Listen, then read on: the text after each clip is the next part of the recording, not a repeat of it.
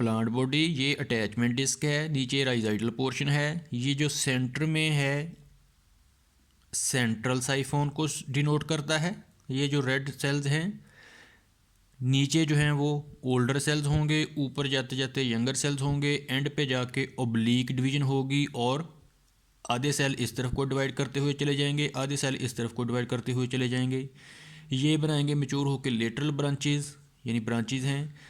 इन branches के आखिरी cell के अंदर फिर ओब्लीक डिवीजन होगी, फिर आधे इस तरफ को डिवाइड करते जाएंगे, आधे इस तरफ को डिवाइड करते जाएंगे। तो एंड पे जो हेयर लाइक स्ट्रक्चर होंगे कलरलेस और एक लेयर ऑफ सेल्स पर मुश्तमिल होंगे उनको कहा जाएगा ट्राइकोब्लास्ट। तो चार हिस्से हो गए, ये अटैचमेंट डिस्क, ये सेंट्रल साइफोन। सेंट्रल साइफोन अपने इर्द गिर्द प्रोड्यूस करता है पेरीसेंट्रल साइफोन। ये जो ब्लू कलर में दिखाया गया है ये सारी थ्रू आउट दी ब्रांचेस भी होता है, लेकिन मैंने यहाँ सिर्फ मेन रेक्ट सिस्टम पे दिखाया है।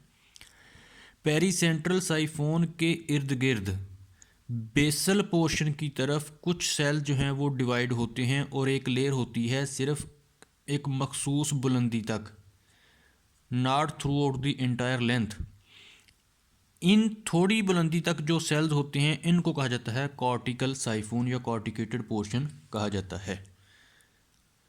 तो इस तरह इसकी ग्रोथ होती है कि पहले अटैचमेंट डिस्क से डिवाइड होके सेंट्रल साइफोन बनेगा, सेंट्रल साइफोन जो है वो डेवलप होके डिवाइड होके पेरीसेंट्रल साइफोन बनाएगा, और अटैचमेंट जो सेल्स होते हैं अटैचमेंट डिस्क बेसल पोर्शन से वहाँ पे जो पेरीसेंट्रल साइफोन है वो डिवाइड होके यहाँ बनाएंगे कॉर्टिकेटेड साइफोन या कॉर्टिकल साइफोन। और यहाँ पे ओब्लीक डिवीजन होके ब्रांचेस बनेंगी, फिर ओब्लीक डिवीजन होके फिर फर्दर ब्रांचेस बनेंगी या ट्राइकोब्लास्ट बनेगा। यदि वो जब सिंगल लेयर पर और कलरलेस होगा तो उसे ट्राइकोब्लास्ट कहा जाएगा, लेकिन जब वो मैच्योर हो जाएगा तो फिर वो लेटरल ब्रांच को उसका नाम दे दिया जाएगा। सेल स्ट्रक्चर की बात की जाए कि सेल कैसा होता है पॉलीसाइफोनिया का, तो सेल वाल है, cell wall pectic substances cellulose वगैरह पर मुश्तमिल होती है। उसके अंदर न्यूक्लियाई मौजूद हैं। यंगर सेल हो यानी अभी सेल मैच्योर हो रहा हो तो फिर उसके अंदर सिर्फ एक न्यूक्लियस होता है, यूनिन्यूक्लियेट होता है। ओल्डर सेल जब सेल पुराना हो जाए मैच्योर हो जाए तो फिर उसके अंदर न्यूक्लियस डिवाइड होकर कई चार मोस्टली या चार से ज़्यादा भी बन सकते हैं। पायरीनाइड जो है वो मोस्टली एब्सेंट होते हैं इस ग्रुप के अंदर। रिजर्व फूड जो है वो फ्लोराइडन स्टार्च होती है। फ्लोराइडन स्टार्च है डेक्स्ट्रिन और स्टार्च के दरमियान वाली चीज़ है कि जब स्टार्च डेक्स्ट्रिन में कन्वर्ट हो रही हो तो सेंट्रल जो चीज़ बनती है वो फ्लोराइडन स्टार्च होती है। ये सेल वाल, न्यूक्लियाई, इसके इर्द गिर्द है साइटोप्लाज्म, और ये डिस्क लाइक होती हैं क्लोरोप्लास्ट। क्लोरोप्लास्ट के अंदर पिगमेंट्स होते हैं chlorophyll A, chlorophyll D, carotenes, xanthophyll, phycocyanin, phycoerythrin. तो ये ग्रुप ऑफ पिगमेंट्स पाया जाता है in the cell of polysiphonia. फिर आती है रिप्रोडक्शन। पॉलीसाइफोनिया के अंदर रिप्रोडक्शन दोनों तरीक़ों से होती है, सेक्सुअल भी होती है, एसेक्सुअल भी होती है। हम पहले सेक्सुअल को देखेंगे। सेक्सुअल रिप्रोडक्शन जो है वो होती है तो उसके अंदर मेल सेक्स ऑर्गन्स बनते हैं स्पर्मेटेंजियम, एंड फीमेल सेक्स ऑर्गन्स बनते हैं कार्पोगोनियम। अभी हम सेक्सुअल रिप्रोडक्शन को देख रहे हैं।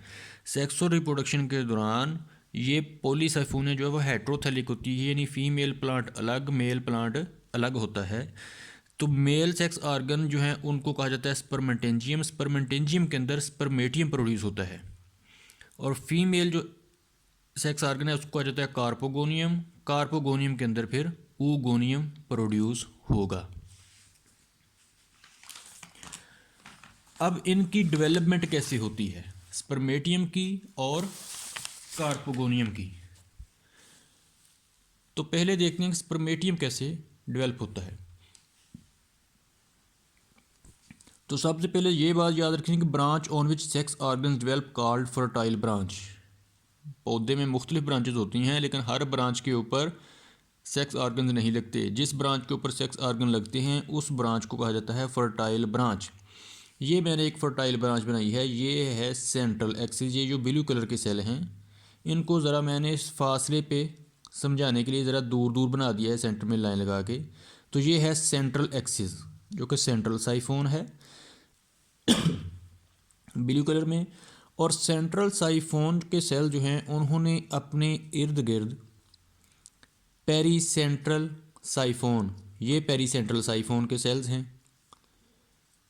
अभी हमने स्ट्रक्चर पढ़ा कि सेंट्रल साइफोन होता है, सेंट्रल साइफोन के इर्द गिर्द पेरीसेंट्रल साइफोन होता है।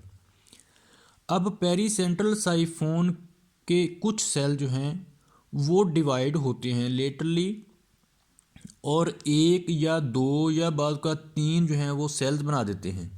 ये सेल डिवाइड हुआ तो ये तीन सेल बन गए, रेड कलर के जो मैंने दिखाए हैं यहाँ।